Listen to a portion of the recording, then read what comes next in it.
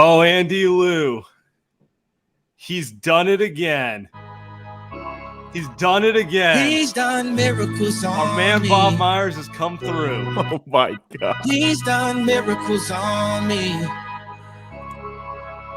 He saw that the Warriors needed some help, and he went out there. He said, I got you guys. I'm getting Oh my God, look at him. Getting the band back together. He's done miracles on me. Bob Myers, Oh my you God. are redeemed, He's done my man. miracles on me.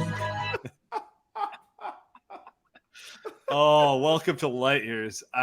Shout out to the Goons for that video. If you weren't watching, highlights of Bob getting around town. The Warriors, active trade deadline. You and we had a lot of conversations, my friend. Oh my God.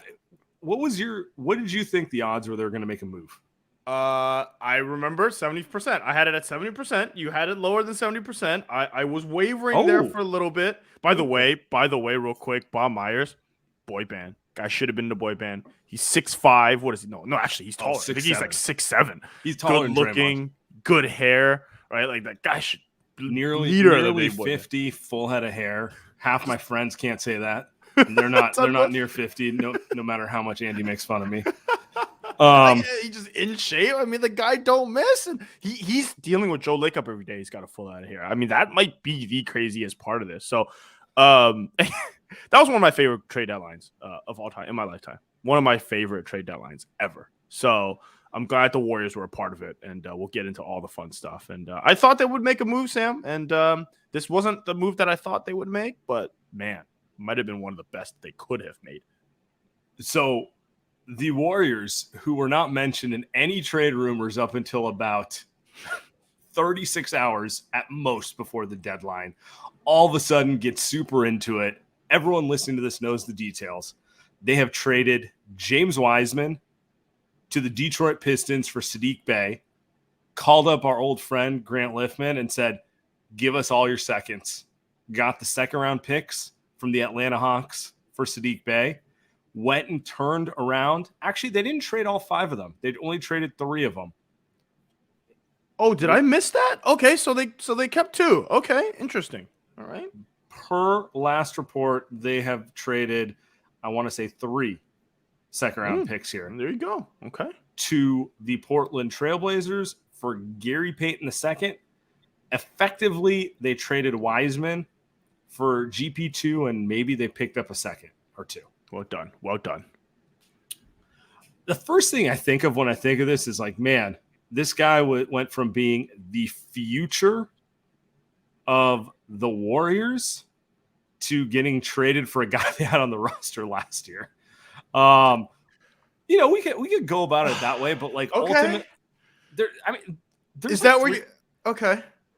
There's like 5 different angles we can take at it. I guess what's your initial thought at this move? Okay, here's my initial thought. Here's where I want to start. They realized they made a mistake by keeping James Wiseman on the roster for year 3. They realized they made a mistake by letting Gary Payton II go this offseason on that contract, and they did everything in their power to reverse that mistake, right? 1, by getting GP2, and 2, which we'll talk about later on, trying to go get OG Anunoby, who's also an elite defender. So to me, a successful grade at the trade deadline, I'd give them a B because they reversed those mistakes. So that's, for me, table stakes. That's the first thing that pops in my head. And I think, for me, one of the most interesting things about getting GP2 instead of Saddiq Bey, because if they kept Saddiq Bey, I would have been like, that's a win. Wiseman's not playing, and it doesn't look like he's ever going to be a fit on this roster. Saddiq Bey, maybe he's not playoff ready, but he is a wing with a skill set that fits the Warriors. It would have made sense to me to be like, you know what, we're going to flip one prospect for another, bring in a prospect who fits what we do a little more. Correct. But they went out there and flipped Saddiq Bey for a player they know can play in the conference finals and the finals. And they know it because he did it last year. Which signifies to me, this was about getting veteran help to help your core more than anything. 2 timelines, 3 timelines, 1 timeline, doesn't matter. they went out there with the intent of making a tangible upgrade to give their core a better chance to repeat. Because if it was just about kind of moving on from Wiseman, they would have kept Saddiq Bey. He's cheaper than GP2. He's 7 years younger, and you could definitely see a world in which in a year in the system, he's a very good Warrior. Correct. Yes. When that trade came out that it was for him, I was like, okay, I can buy myself into it. But Saddiq Bey is a theory. What he can do is very much theoretical. Can he shoot threes? Maybe, theoretically. Defensively, he's talented. He's long. He's athletic. Maybe. GP2, I know he's an elite defensive player. You can count on maybe one finger of point of attack defenders in the NBA that are better than GP2. That's all. And that's what the Warriors need. It pushes all the other defenders down. It lets Dante DiVincenzo guard someone that's easier because he's good, but he can't guard the great one. Same with Kuminga. It makes life easier for everyone else defensively, and that solves the Warriors' biggest issue. So yes, regardless of the timeline stuff, Sam, to your point, they just wanted help. You just literally take away James Wiseman providing nothing. You put in GP2, who's essentially going to be playing the one on defense, but also kind of he can go from 1, 2, 3. We've seen him guard threes, maybe even fours. And then 3 weeks from now, we're going to talk about the Warriors playing the Suns. Like, who's going to guard Devin Booker? Like, there's their guy, right? So it's a perfect move. It's something that maybe you can argue should have been done already, but that doesn't matter anymore. The Warriors fixed that, and that's why I feel like that's a win. Huge win. I'm glad you brought it up because, look, there's no way to look at the Warriors this season and not be like, they're not good enough. They need an injection of something to have a real shot in the playoffs. We know the starters can hang, but they didn't have enough players. And to me, it was defense. And you could have convinced me they needed a big wing or a point of attack defender. They needed a defensive upgrade. And that ties perfectly to this question from Jossam, and I hope I'm saying that correctly, my man. What does this trade really mean in the grand scheme of a loaded Western Conference? To me, this means they can match up with the Suns and the Mavericks. Yeah. We know Wiggins is going to guard one of the other team's best players. So if it's a Phoenix Suns, he's probably going to guard KD. But who is going to guard Devin Booker? Probably not Clay on a consistent basis anymore. Also, probably not Dante DiVincenzo on a consistent basis. I mean, they'll get their shots, but you wanted a guy who can do better. GP2, we know he can make life hell for Devin Booker. The Dallas Mavericks, say what you want, like Luka and Kyrie is a very potent combo. Wiggins probably going to be the man on Luka. Now you got a guy you can stick on Kyrie, and you don't have to depend on Kuminga and Dante. Those guys can be squad players who get their shot at them, but they're not like primary option. Like you're number one on the scouting report. That's exactly. I mean, we're talking playoffs right now, and that's exactly. I mean, everyone's kind of loading up in different ways. The Warriors loaded up in a way that it just gets them back to. There's no theoretical stuff here. There's no hypothetical. We know exactly what GP2 is going to bring. We saw it last season. They were the best team in the NBA. By the end of that NBA Finals, you think to yourself, "There's not a team better than the Warriors." Last season, by the end of that series, huh?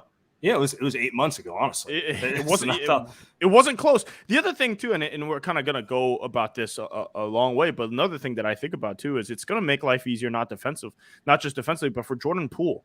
Like, Jordan Poole is so bad on defense. He needs cover. Same with Steph. I mean, early in Steph's career, he was so bad on defense. He had Clay to cover him. And that's really what you need as a point guard. Same thing with a lot of these point guards, Donovan Mitchell, like all these point guards. Now Jordan Poole gets his guy off the bench that can help him. And I don't know. I just think there wasn't a better player that you can put on this team better than Jordan Poole. I mean, sorry, better than GP2. There wasn't anyone better unless you told me this team was going to get like Pascal Siakam or some shit. I don't know. But you're giving someone up. You know what I mean? There was one guy. There was one guy out there, yeah, sure, and we might as well talk about him now. Okay. Per usual, we're not going in the order of the rundown, but who cares?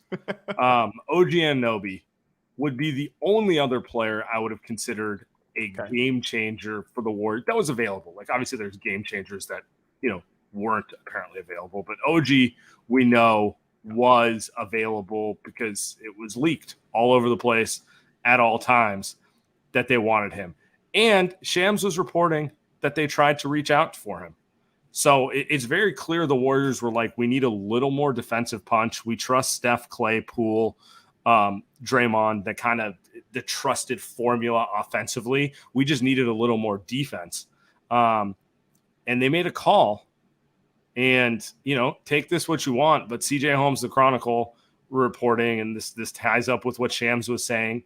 They're at, Masai Ujiri wanted not just Wiseman, not just Moody and Kuminga, also draft picks beyond that. Like, he wanted multiple firsts plus Kuminga. It's hard to see the Warriors doing that sort of thing. Do you feel, let me ask you this. Knowing that they got GP2, are you happy, or do you wish they went a little harder in on this one? What do you think it would have been, both players or one or the other? No, one or the other. Okay, it was going to be one or the other? I can't see a world in which they can match contracts to get OG that doesn't involve Wiseman being part of the trade. So it's either you're going to use Wiseman's contract plus Kuminga plus picks to get OG, or you do what the Warriors did, using essentially Wiseman to get GP2. So they had to pick one or the other. I think you go with the GP2 route. If that's the case, I think I probably would have done both. Maybe you find a way to fit Kuminga, Moody, DiVincenzo, and picks. I don't think that adds up to 17. You still probably need some other guys. So Patrick Baldwin, again, like, the math gets weird. Like you're saying, you kind of needed Wiseman's $9 million there to make that move. But yeah, if you were to pick one, you pick the one that lets you keep Kuminga. There's no way Masai Ujiri's just kind of a bad faith negotiator. Like, what are we doing here with the 4 first-round picks? My guy saw Ainge pull off just the swindle of a lifetime with Rudy Gobert, and he's like, if Rudy gets 5 picks, I need 10 for OG. It's kind of bullshit. You know what I mean? And the thing is, here's the thing with 2 seconds on Toronto. What are you doing now? You traded for Jakob Poeltl. Are you going to re-sign him? And now you've got an unhappy OG Anunoby with Pascal Siakam. Fred VanVleet's going to be gone. So what are you doing? What is off? Might have overplayed their hand. I mean, okay, let me tell you this. If it was just Kuminga and you're not throwing in future picks, would you have? You threw me for a loop because of the one or the other. I was thinking that you find a way to get both. Because really all you did was just throw Wiseman in there and get you. There's not – yeah, from a cap perspective, it's nearly impossible for them to get both. Otherwise, you have to give up Looney in there. You have to give up like Looney, exactly, in which case now you fix one problem and created another problem, right? So I think the GP one, I think they probably chose correct. Well, maybe they were forced to choose correctly. Maybe what they were probably doing is they were probably trying to leverage Wiseman's contract with Moody. They're probably trying to attach Moody. I assure you, Kuminga was never in that. Like, Bob probably never wanted to give up Kuminga. That was not going to happen. So they were probably trying to push Moody in there because reports came out that they were shopping Moody. And maybe future picks, being like, all right, we'll give you picks because OG's great. But, yeah, I mean, on the flip side, you could argue if you give up Kuminga for OG, it hurts. And I actually think Kuminga is going to be a really good player in the NBA for a long time.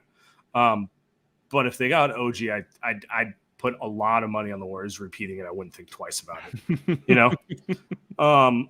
With that said, that's not the offer that was on the table, and I can't even look, man. I'm not giving you Kuminga and like 3 draft picks. Like what that's like a KD type of trade. Like if you need that kind of offer, I might as well just go get bring Kevin home. Come home, Kevin. Yeah, and here's the thing: like, they didn't move OG anywhere else.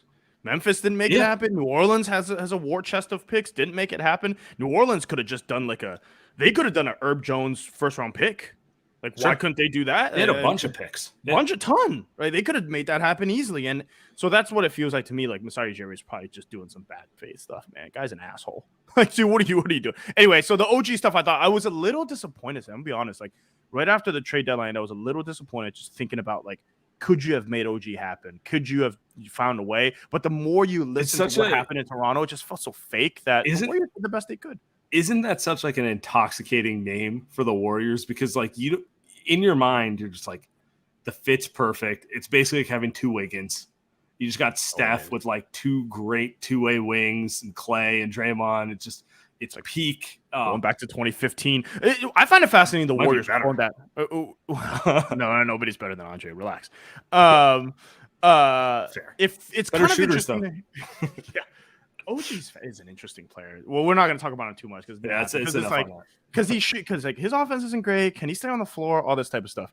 But it's interesting to me that the Warriors went so hard to get OG. That's the one I'm fascinated about. They went very hard to get OG Anunoby, and we didn't hear anything about that until really today. No, they kept their name out of the press. Yep. Like to the point where I know Light Years listeners were getting annoyed where they're like, why is everyone trying to trade for Jared Vanderbilt instead of us? You know?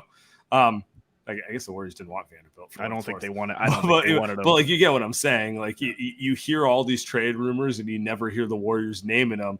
It's a little frustrating when the team's not playing well. But I think I understand. I mean, you get it. You know why they didn't go after someone like Vanderbilt. Yeah, it just you got 30 games to go. You have no idea if he's going to be good or not. It's just not a LeBron team. You can't just throw guys together and say, all right, roll the ball out and play. It's not how the Warriors play. And frankly, like if you were to pick between GP2 and Vanderbilt, it's a pretty easy selection. Yeah, I mean, literally, we just saw it like 8 months ago. GP2, yep, doing it. So we know. Yeah, and to me, I guess like we said this a little earlier, but my overarching take is they may talk to timeline. Joe Lacob may seem like he is more interested in his kids than the core. But when push comes to shove, they showed us where their priorities are. At least in this move. Yeah. This is a good time we need to break this down. We need to talk about this. So this is a good time to talk about it. Do you think that Joe Lacob finally said, hey, we just gotta let this go? Because I personally have no idea. And I find it a little hard to believe that Joe Lacob finally gave it up. But again, they did. That's why he's gone. What do you think happened? Yeah, exactly. I was going to ask you, what do you think happened? No, what do you think happened? You think Steph walked in there? We got some comments in here. Somebody said Steph walked in the front office and say, hey, get this guy off my roster. Like, I'm sure that's not what happened. But, like, what happened? I think Steph did walk in there. I think Steph walked in there and said, you don't want me going public with everything I know. No, I'm just kidding. I'm just kidding, guys. I do think the core put leverage on him. I think Steve Kerr put leverage on him. At this point, I think Steve Kerr is the core. Like when I think of the core, I think Steph, I think Clay, I think Draymond, I think Steve Kerr, I think Iguodala, and I think those guys felt like they needed another guy they could count on, and I think they put pressure on Bob to get it done. Do I think that they got into a yelling match with Joe Lacob? No. I think they went to Bob and they said, this kid can't play for us. Multiple of these kids can't play for us. I'm sure they'll be good players long term, but come on, man, we're trying to repeat. We're trying to go for number 5. Can't do it all. You try to do it all, you can't do it all. If it costs us one of them, so be it. But we've given a lot to this franchise. And I think that's the correct perspective to have on it. As long as they are able to compete for titles, you got to support them within reason at minimum. And if that means letting go of a player here or there who you think might be good for you in 3 years, then so be it, And this was an extremely reasonable trade. It wasn't a hey, let's discard this guy. It was, we just saw Wiseman's going to go to Detroit for a GM that likes him, wanted him in the draft. He's going to start. He's going to get minutes. He's now in a good situation. I think you and I probably would have disagreed a few years ago because everyone thought that, hey, you're going to the Golden State Warriors. You're in a perfect situation. Things are going to go well for you. You're in the right environment to flourish. And I think that's been the complete opposite. And so now he's in the right place. I don't think there's anything wrong with what the Warriors did. I think them admitting that this is the way forward makes sense. I'm a little like, even if James Wiseman succeeds, I don't think that makes the Warriors look bad. This was just never going to work between the two. The Warriors were never going to give him the minutes. They were never going to play a system that enabled his strengths. James Wiseman looked like he was never going to be someone that was going to try to become a Walker Kessler. Like, his forte is not going to be protecting the rim and rebounding. And I think like that's where I think this works out perfectly for both sides. Yeah, Yeah, and I also like, not to bag on him, but Prodigy's talents let you know who they are off the bat. You know what I'm saying? I think he can be a really good player, but I think the idea that they let go of the next AD, um, you would have known that he was on a higher trajectory by year 3 if he was going to be that guy. You would have known that he was, at this stage, he still hasn't shown one thing he does at an elite level.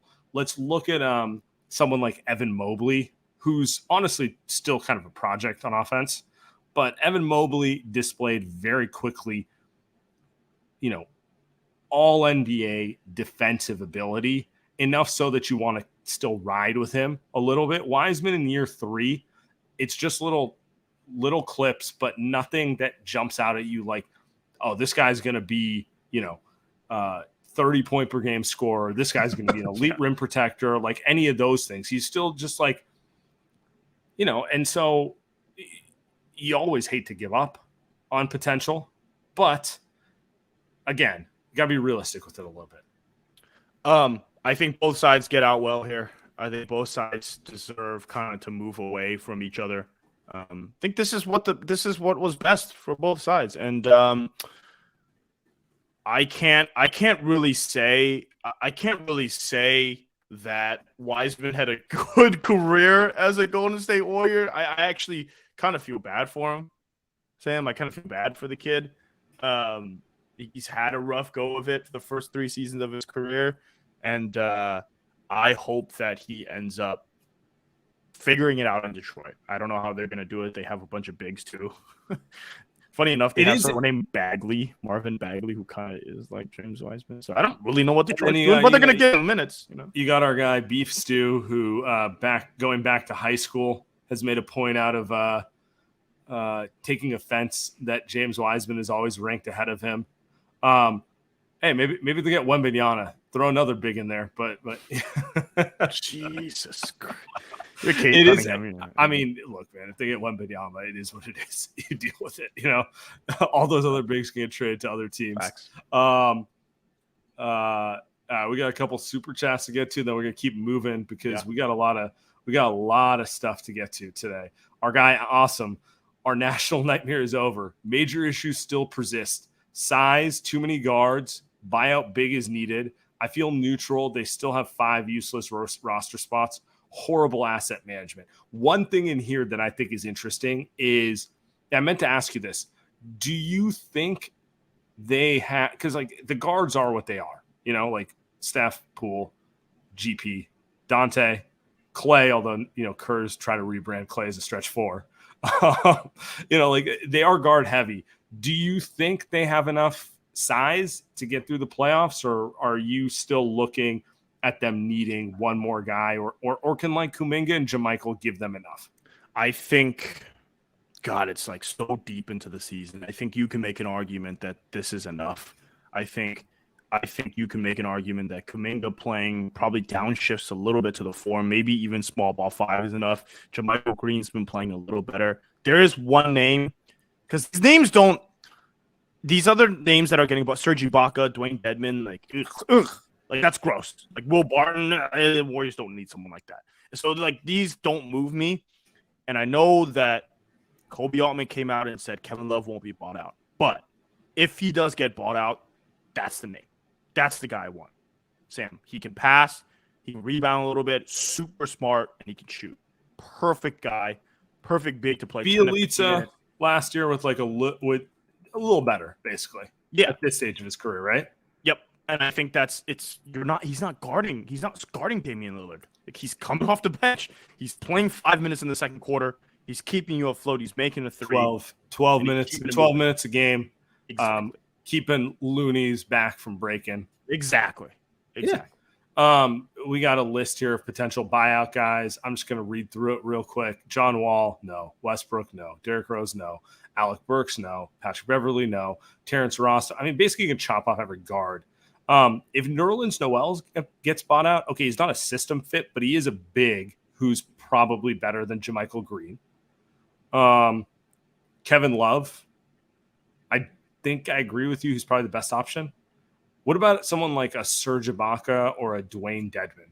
Yeah, those guys seem like they're done.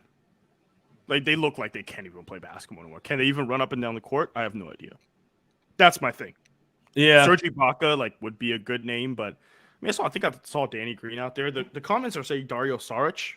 What do you think about Dario Saric? He seems like someone that's not past his prime. Seems like he's ready to play. He's definitely not past his prime. He's small, but the Warriors will play him at 5. He's not that much smaller than Bielitsa. I don't know why I'm talking about him. He's he might be a half inch shorter. But yeah, another maybe 8 to 10 minutes, maybe 15 if you're going against a team who doesn't have a pick and roll guard. Right.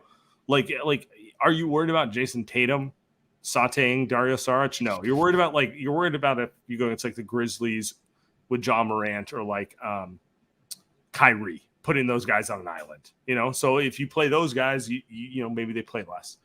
I actually do like Saric a lot. Feels like he's probably going to want more minutes. Feels like he's not all the way at the end of his career. I actually think the Warriors could make a case to buy out bigs. There's minutes to be had. They have a hard time making a case to buy out guards. There's minutes to be had. But if you're Dario Saric, Steve can tell you 15 minutes a game. It's here for you. All right, we got another question here from Ben Gordon. Not that Ben Gordon, but maybe could be. You can't see his picture. Missed the biggest thing. GP2 is the most Warriors dude, and the guys got their boy back. How happy do you think Steph and Draymond were with GP2? They just vibes wise. I think that when they walked in that office and told Lacob that they had to trade Wiseman, they also said, "You're going to get me GP2 back." Feels like that's what went down. Feels like that's what's went down in that office. So, ironically, they were the ones that wanted Avery Bradley over GP2 last season. Right? So, let's not act like these players know exactly what's going on over there. But we know that GP2 is the best defender, elite wing defender in the NBA. So, man, Draymond's probably I think Draymond's probably the happiest. Because Draymond, it feels like, has been the one out there this season on an island and having to defend by himself. And Draymond doesn't have the juice anymore to defend by himself every single game. He just doesn't. You can see quarter, he'll have awful second quarters and stuff like that. So I'm envisioning lineups of GP2, Wiggins, Kuminga, and Draymond out there. And I'm just like, oh my God. They might not score, but I mean, can you imagine? George Poole, maybe throw Poole out there, right? Maybe he's the 5th guy. Right, maybe you take Wiggins out, put DiVincenzo out there. It's just, I can't wait. I think it's time. I think we need to to give James Wiseman a little tribute. The Wiseman era never truly got going, but always had a special place in our heart. Oh my. And we're going to miss him. Girl, you know we belong together. He was supposed to be the man, to be the face of the franchise after Steph Curry. You'll be mine forever, baby. You just Joey had a 7'1" Wiseman poster in the house. You think Lacob singing that to Wiseman? We belong together. Per sources, the 7'1" poster of Wiseman he had in his house was Wiseman in the Cartman hoodie. I'm gonna miss the Cartman hoodie. Forever. That's definitely what Joe said. Say it never done. Oh man. Do you remember spending all last year waiting for him to ramping up? Do you remember him grabbing the ball in Detroit, taking 2 steps from half court and dunking it? Oh, that was Giannis. Against the Nets. He came out and had 20 points. I mean, he was shooting threes. Remember, he would shoot threes. Rather be dead. That's how Joe feels at all times. Man, I thought he was the one. We were putting Steph in the trade machine because we found Giannis meets AD meets KD all in one player. the end of the ramp.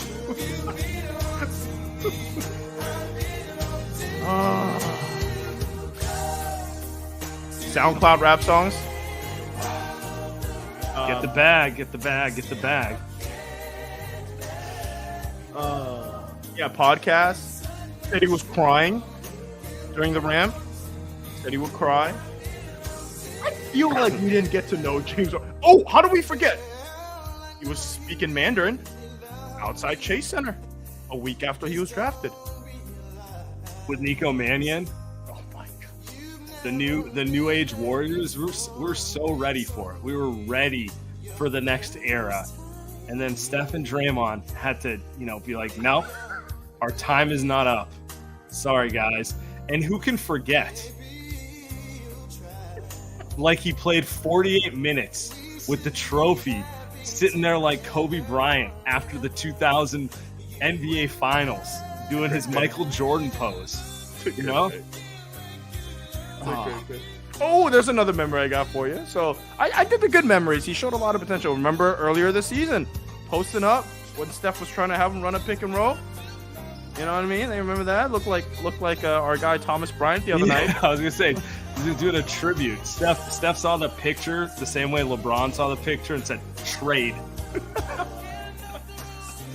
I don't think they dislike the kid, man. They just not. Of course couldn't, not. It just couldn't no. What just couldn't be done.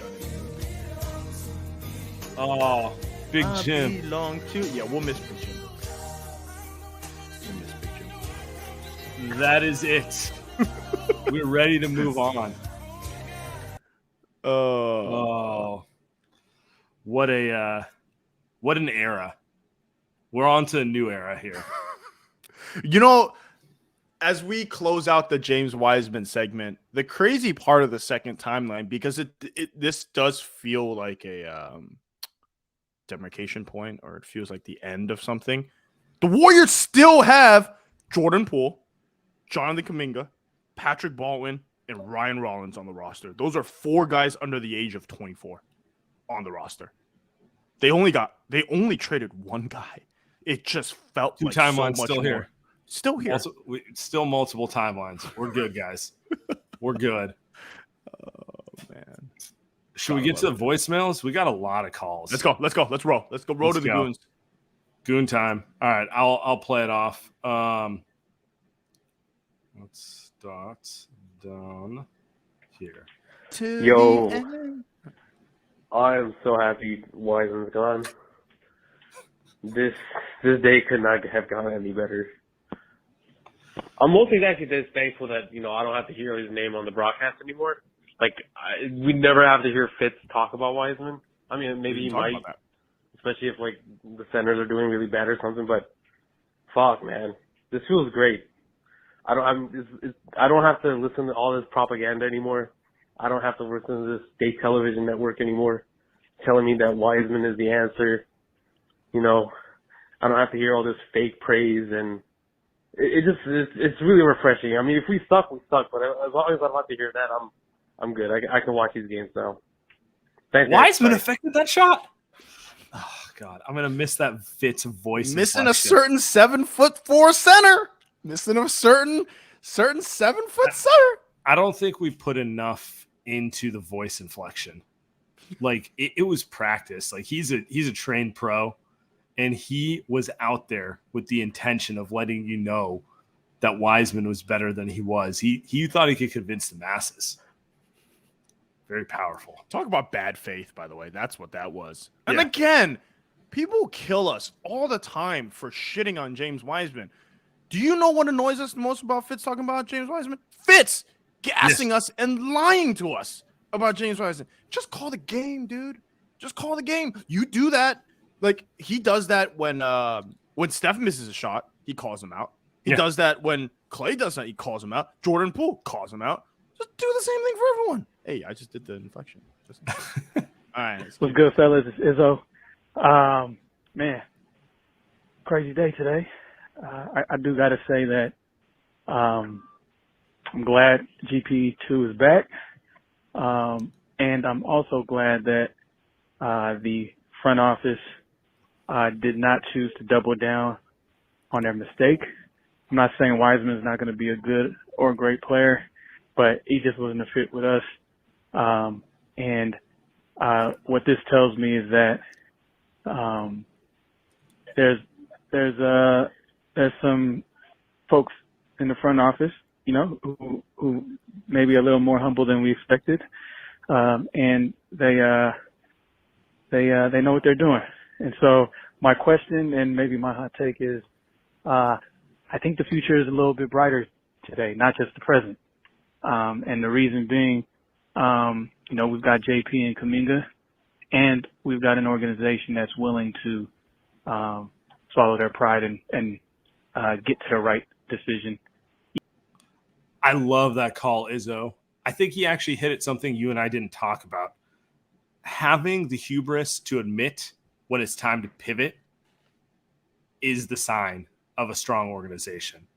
You're not going to hit every decision right. Like, I think on aggregate, they've drafted pretty well. I feel good about the Kuminga pick. I feel good about the Baldwin pick. Jordan Poole's a home run. In general, they've done well, but no one bats 1,000. And what matters is they're willing to call it what it is and move forward. So shout out to the front office. Give them credit where credit's due. Yep. And that means they might do that for the future. Same thing. Means they may change their mind. Yeah, for sure. Let's get to the next one. I'm coming home. I'm coming home. Tell the world that Gary's coming home. He's back, guys. And Big Jim is gone. I mean, oh, happy, happy day. What a beautiful trade deadline.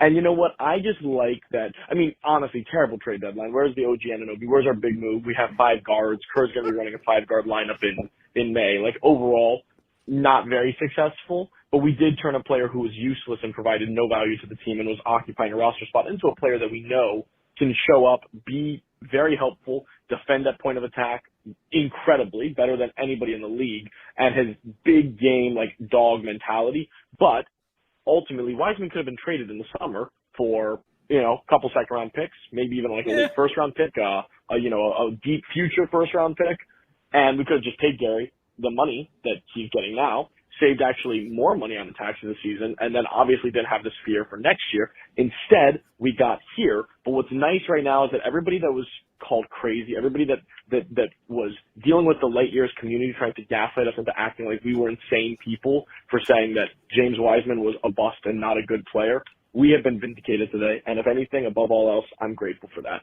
Best. Mikas, I appreciate the call. And I think it's worth calling out.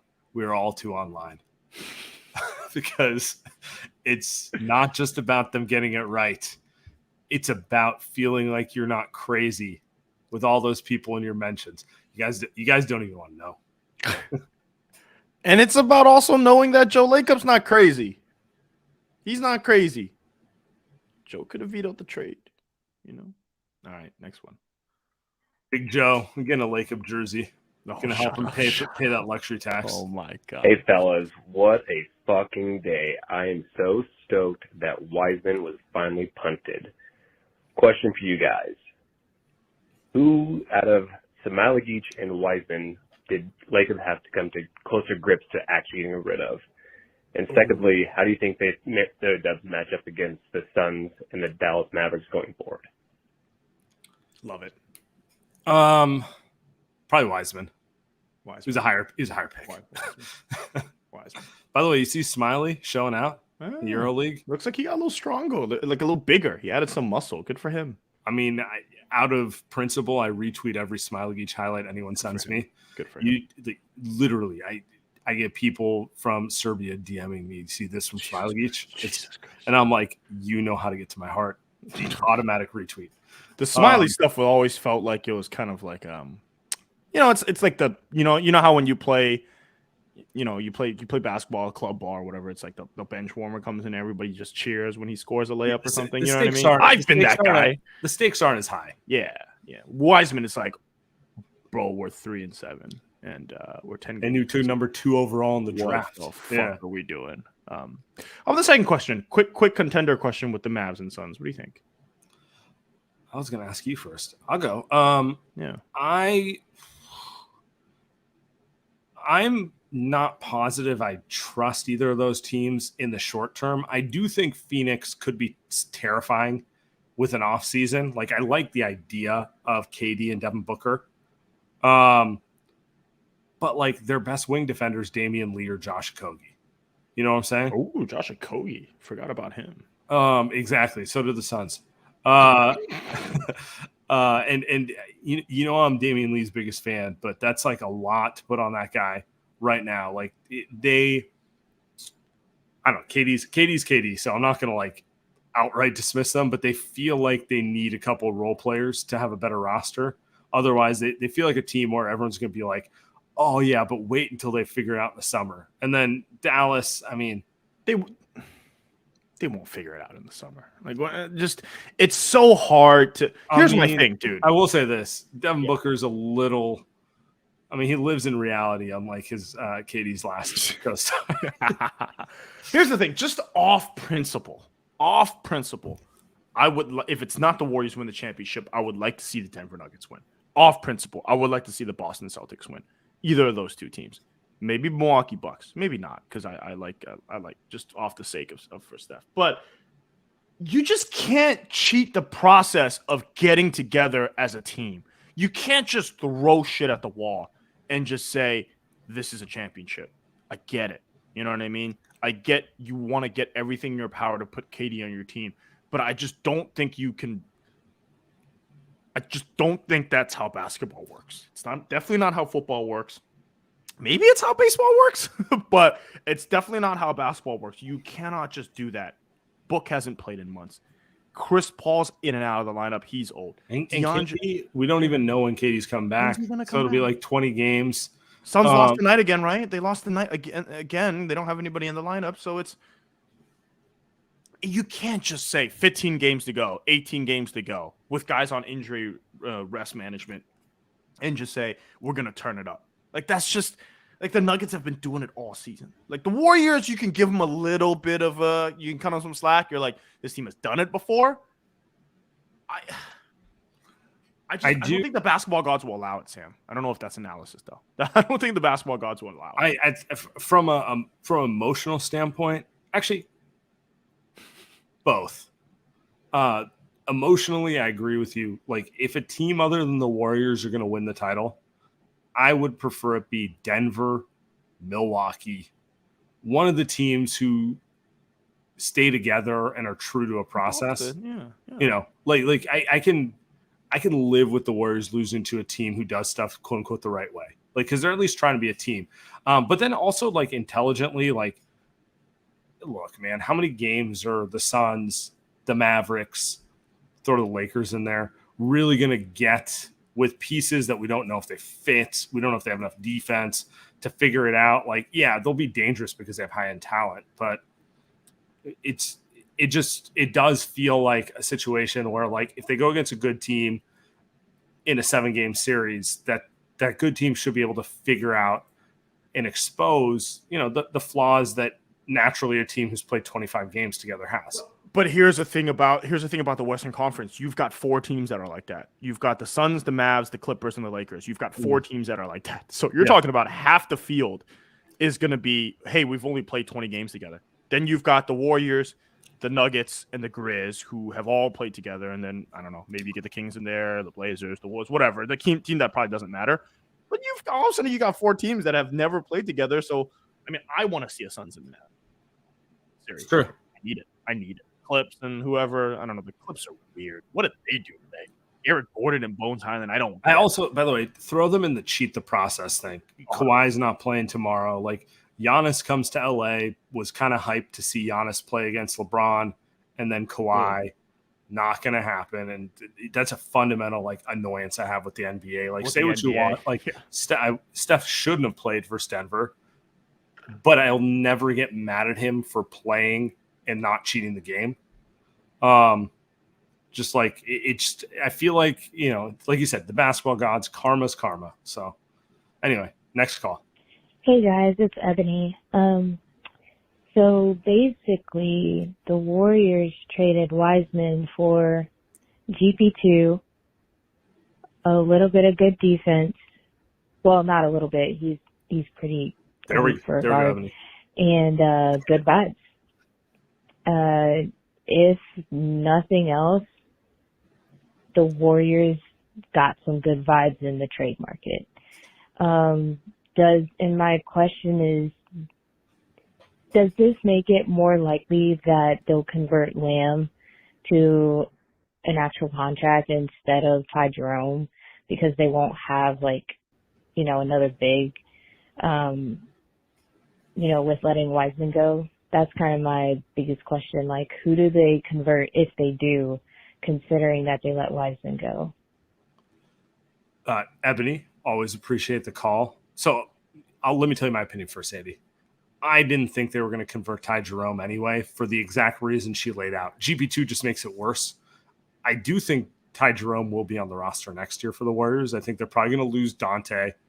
And look, dude, Ty can play, and he can play Warrior basketball. Like that is just a good squad player to have in general.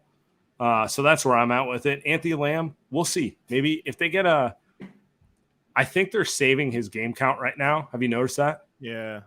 Trust me, I've noticed. Street close. It's a beautiful sight. Beautiful sight. Lamb is street close. I think they want to. I think they want to see who they get in the buyout before they go down that road.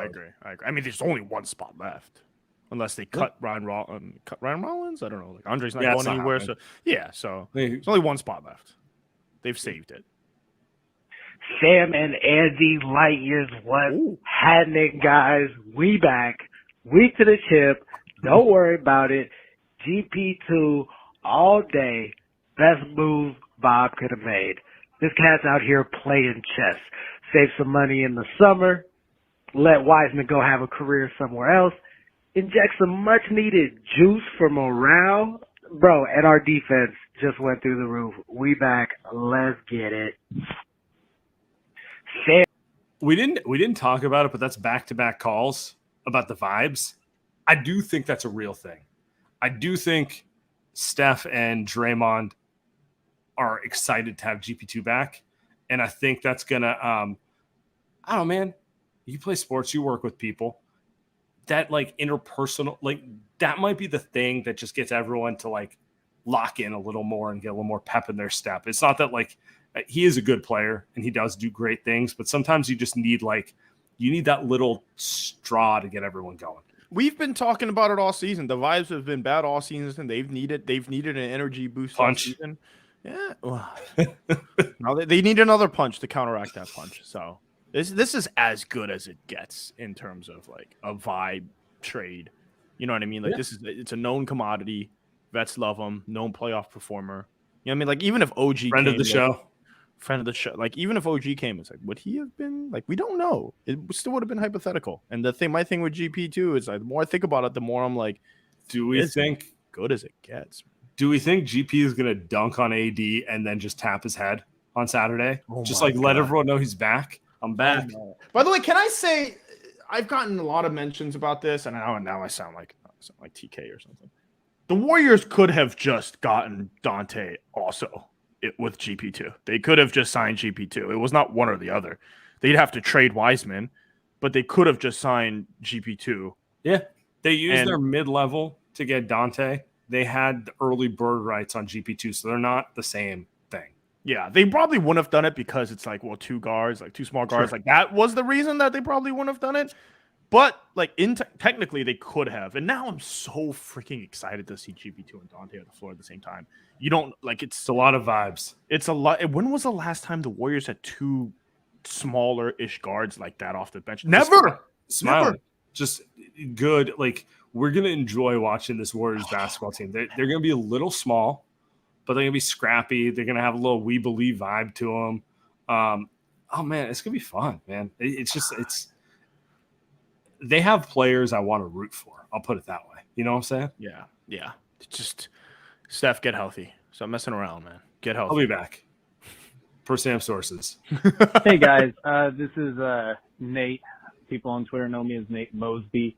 Oh, boy. Today was a great day. We finally lost the distraction. We brought back a guy who never, ever, ever should have left. And I feel like now we can just focus on just the season and playing basketball and trying to win games. And I'm so happy about that. I wish that we had somebody that was replacing Otto Porter still. We're going to be a small team, but I have faith again in the roster. Go Dubs. Today's a great day, and I think we should just all, after how stressful the season is, I'll just take a day to be happy about what happened. Thanks, y'all. Have a good night. Subdued. I thought he was going to be a little crazier. I thought he'd be screaming or something. Maybe that's Jim Park instead. Maybe that's old Jimmy. Shout out friend of the show, Jim.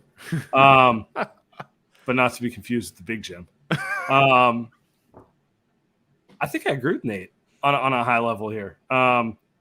Look, man, who doesn't love GP2? I don't care what you think of Wiseman. It's go time. 25 games left in the season. Sorry, God, 27 games left in the season. I mean, same 27. Same. Anyway, what I was going to say, it's time to go for it. You brought back a guy who helped you win a title last year. Let's have some fun.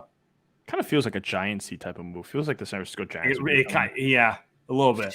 You agreed pretty quickly. You knew it. Let's get the panda hats out. That's right. It's like, let's get Pablo back again. You know what I mean? He signed with the Red Sox, paid him too much. One more time. And it worked. It worked. Pablo came back, won a title, I think. In 2014, he wasn't very good, but they won one. So. I think he left after that. But anyway, Pablo wasn't good. GP2 is actually good. You know, well, Pablo came back. It wasn't good. I think GP2. Imagine if GP2 got out of shape like Pablo. I had no chance. Hey, can we? GP2 loves the Warriors, and I think that's pretty cool. I think that's really cool. You don't get anybody in sports that is like that anymore. I think the Warriors are a sentimental team. I think that's pretty cool because it's like, dude, when was the last time KD played for the Warriors? Feels like it's been like 20 years since he's played. Like, do we remember when KD played with Oklahoma City? I'm not even sure. This reminds me. Will Bob cry at the GP2 press conference? Well, yeah. 2 reasons.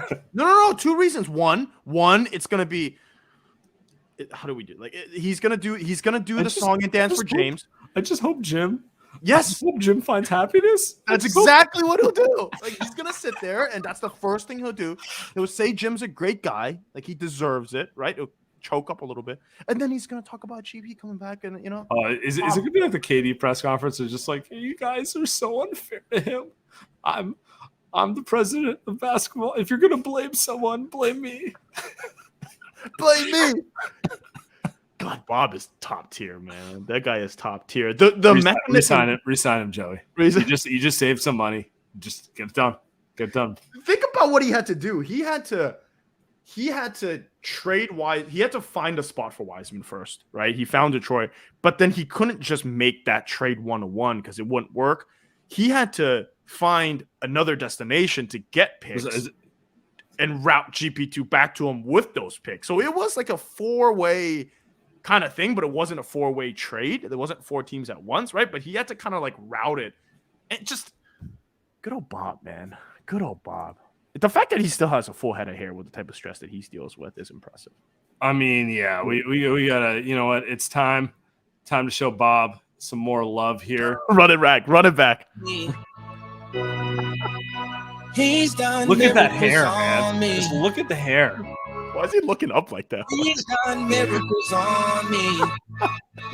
Just look at that hair. He's done miracles on me. This is you and me when we think our company's about to go under. He's done miracles on me. He's texting Danny Ainge. Well, Danny Ainge is texting him. The best. One last voicemail. Oh my Lord, it is trade deadline day. James Wiseman is gone and Gary Payton is back! Woo! I'm too excited. I just scared my dog. Anyway, this is Dylan Black. I am so excited about this. I know you guys are too, to get Gary back in the fold. Obviously, we were all hoping for maybe an OG deal or something, if we were crazy, but this is better than anything I could have expected. And it saves us $7 million in luxury tax, which Joe Lacob is excited about as much as he's sad to see Joe. That's right, my man. That's right. Let's end on this. I think the calls have got me full circle. While OG would have been fun, and I can make a basketball argument, that's the move. I think it's a little more fun getting GP back. It's a little more fun getting the band back together. Lean into being the underdog. Lean into just it reminds me of everything I think of going to Warriors games, growing up going to Warriors games. I'm excited. Can they just play tonight? They gotta wait till Saturday, which is the sucky part, which they'll go against the Lakers. So I think it's a good way to cap it off. The vibes are back. The vibes are good. The Warriors make the right decision. They realize that they made a mistake. They corrected it. James Wiseman is also in a better place. They didn't screw him. They put him in a better place, and they bring back someone that, not only are the vibes good, they sorely need it. So, Sam, I think we're all ready to go, man. This has been a very, very good trade deadline for the Golden State Warriors. We are back, guys. Appreciate everyone. Subscribe, rate,